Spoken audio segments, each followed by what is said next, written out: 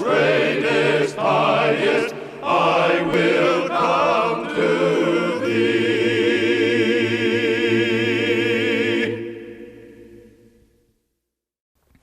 Every single person should set goals in their lives, whether they are Christians or not, because goals give us something to work toward, and they challenge us to grow. Now, we can have ultimate goals, which are ones we know that will take a long time to achieve. And there's certainly nothing wrong with having such goals, but we must also have smaller goals in place that we know that we can achieve in a shorter time. For example, it might be our goal to run a marathon. But in the meantime, we can set smaller goals that we know that we can accomplish on our way to our ultimate goal.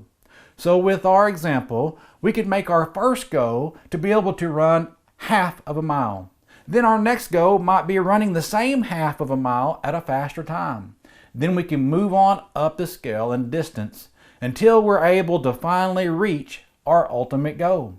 The reason that smaller goals are important is because of our minds. We can see that we are making progress and we feel much better about our ultimate goal as we continue to achieve these smaller goals. It will help push us on. Now, if we just had the one goal of running a marathon, most would feel defeated until they could run a marathon, which is why I think it's important for us to set smaller goals along the way. It's okay to make some of our smaller goals pretty easy to achieve, but I would also recommend that you make some of them challenging so that you actually have to put in effort to conquer that goal. We certainly need to do this as Christians as well. Our ultimate goal is expressed in Philippians 3 and verse 13. Brethren, I do not count myself to have apprehended, but one thing I do, forgetting those things which are behind, and reaching forward to those things which are ahead. I press toward the goal for the prize of the upward call of God in Christ Jesus. While our ultimate goal is heaven, it's important that we set a bunch of smaller goals for us to achieve that will make sure that heaven is our home.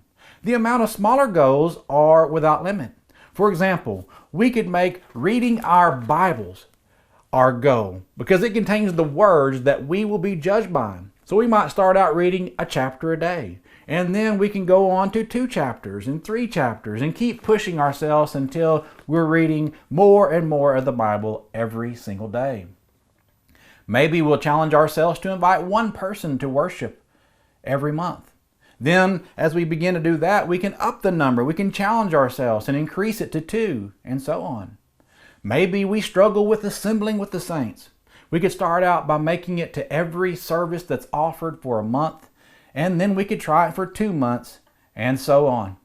Maybe you might be like me before I became a Christian. At first, I started attending on Wednesdays.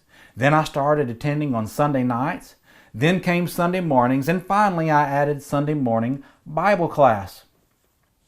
Whatever it is that you decide to do, just keep challenging yourself to grow and become better at whatever you are trying to do. And I can promise you, it will help you keep your ultimate goal of making it to heaven. As Paul wrote in 1 Corinthians 15, verse 58, Therefore, my beloved brethren, be steadfast, immovable, always abounding in the work of the Lord, knowing that your labor is not in vain in the Lord. So never stop setting goals for yourself.